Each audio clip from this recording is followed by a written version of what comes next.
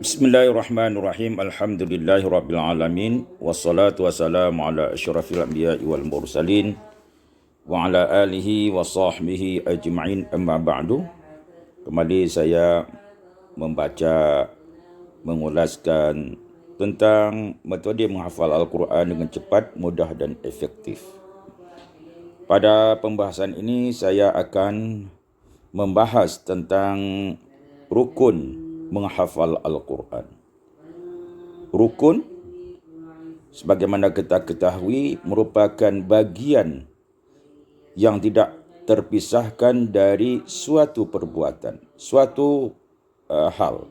Maka rukun ini tidak harus ada atau tidak boleh ditinggalkan. Kalau ditinggalkan, maka hal itu atau sesuatu itu tidak akan ada atau sah. Kalau rukun salat, kalau tidak ada salah satu rukun dari rukun salat itu, maka salat tidak sah.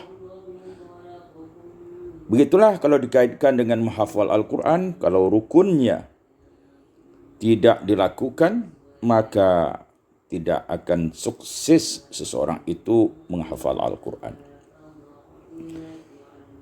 Dalam kesempatan ini saya merumuskan ada empat rukun dalam menghafal Al-Quran. Pertama adalah adab. Adab terkait dengan perilaku, sopan santun, terkait dengan hati kita, terkait dengan perbuatan kita dan perkataan kita, bagaimana hal tersebut sesuai dengan apa yang dikehendaki oleh Allah dan Rasul-Nya, sesuai dengan penjelasan para ulama.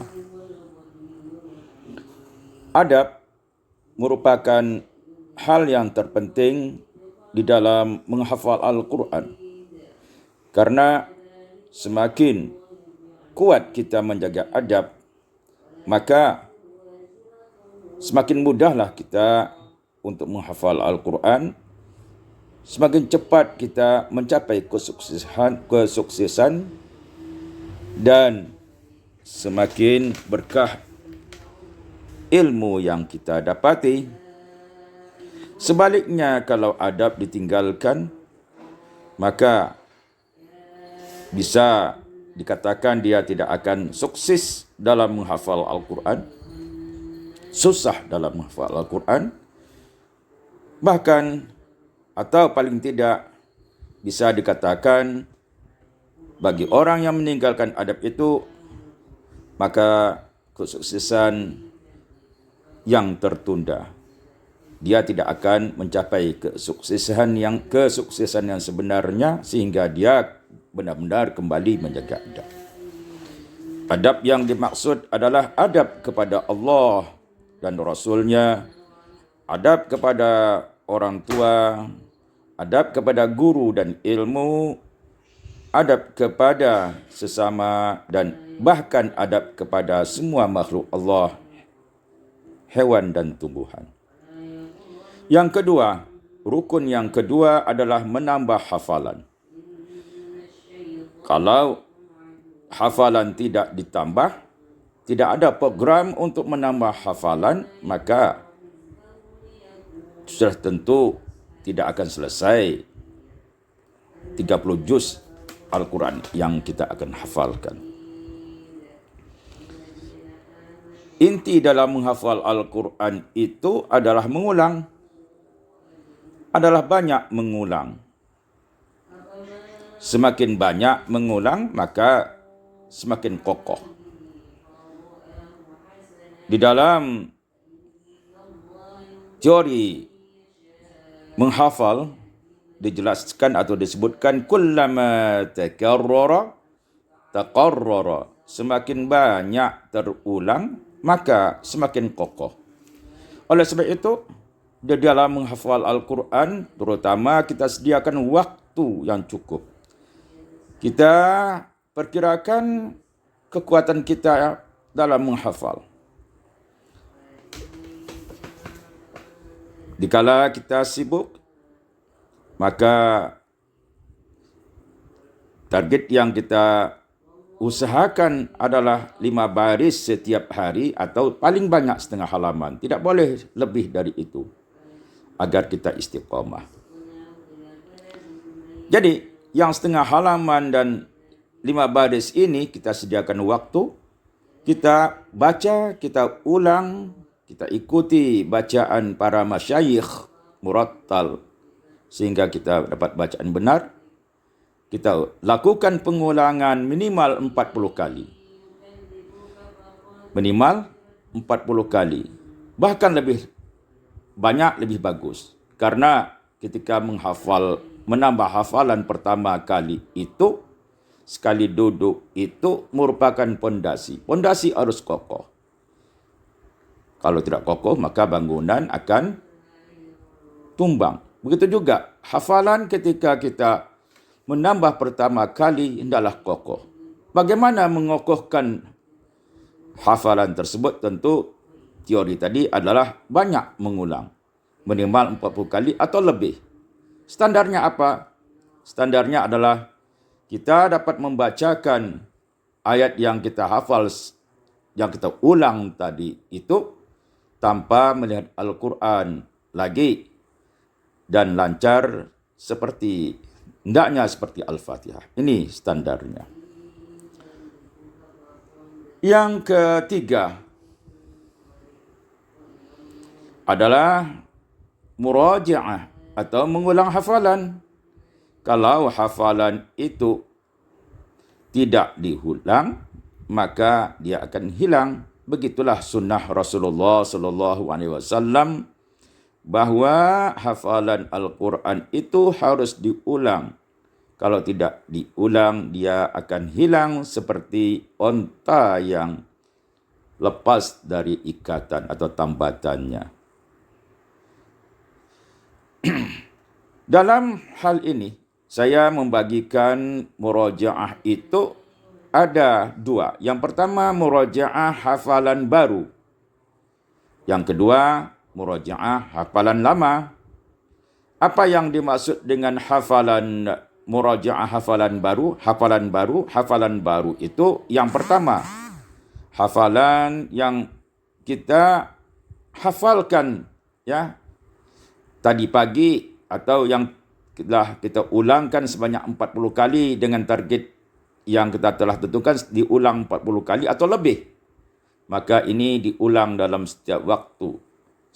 Seandainya kita menambah hafalan di waktu subuh, maka minimal kita mengulang setiap waktu sekali dalam setiap waktu, yaitu waktu duha, misal waktu zuhur, waktu asar, maghrib dan isya minimal diulang sekali agar hafalan yang kita tambah tadi benar-benar lengket dan tidak terlupakan. Bahkan karena hafalan ini adalah hafalan yang kita pikirkan lancar, yang mana standarnya itu adalah tidak membuka Al-Quran lagi ketika membacanya, maka kita bisa membacakannya kapan dan di mana saja, sambil bekerja, sambil berpergian, sambil menunggu waktu salat atau menunggu sesuatu, bisa kita ulang kapan dan di mana saja sebanyak-banyaknya. Yang kedua yang dimaksud dengan murajaah hafalan baru adalah merangkaikan hafalan hari ini dengan hafalan yang sebelumnya, yang dikategorikan atau dalam ruang lingkup 1 juz. Kalau umpamanya dia menghafal juz 1, besoknya masuk pada hari ini alif lam mim, besoknya masuk pada innal ladzina kafaru, maka alif lam mim sampai innal ladzina kafaru harus diulang. Harus dirangkai minimal sekali.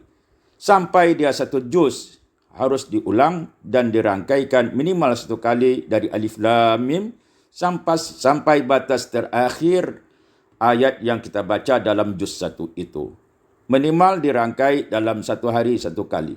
Kalau banyak, sudah 1 juz atau hampir 1 juz, bolehlah dibagi dengan 3 bagian atau 4 bagian. Hari ini sepertiga atau seperempat, ya, besoknya seperempat, besok seperempat, akhirnya terangkai hafalan yang dalam satu juz tersebut.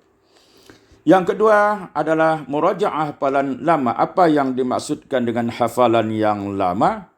Hafalan yang lama itu adalah hafalan yang telah terproses satu juz. Sehingga hafalan ini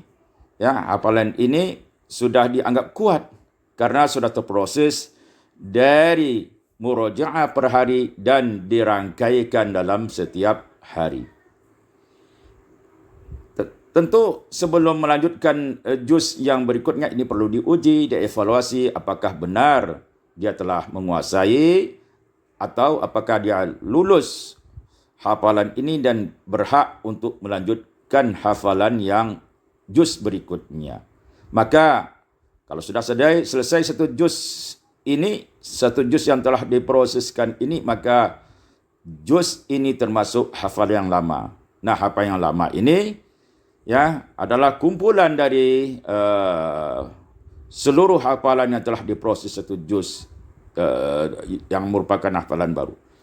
Semakin banyak, tentu semakin banyak pengulangannya. Standar mengulang hafalan lama ini adalah 1 pekan atau 7 hari.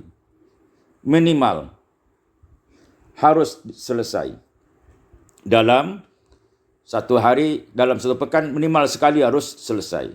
Paling lama adalah 10 hari. Jangan lewat dari itu.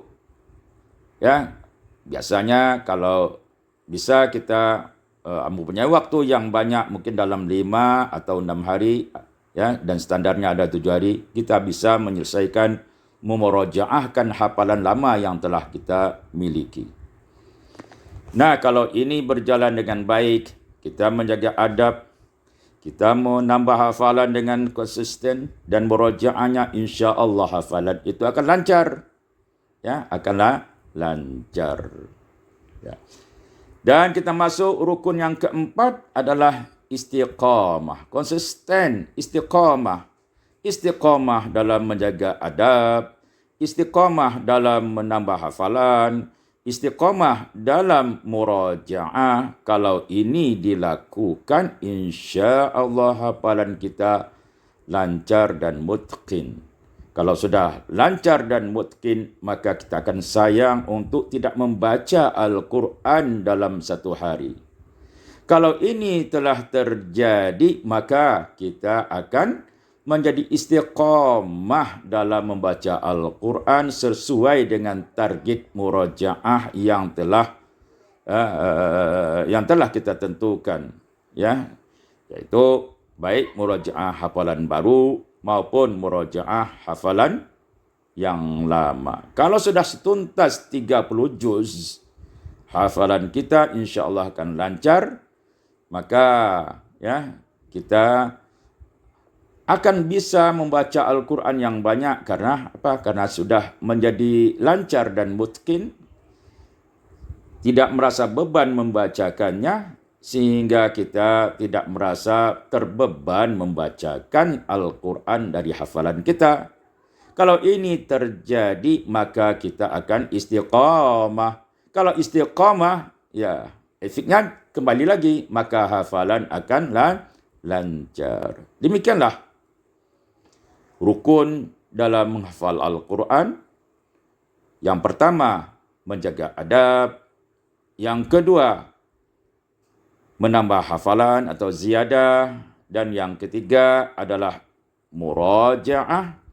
Dan yang keempat adalah istiqamah. Semoga kita dapat memahaminya. Semoga kita dapat mengamalkannya.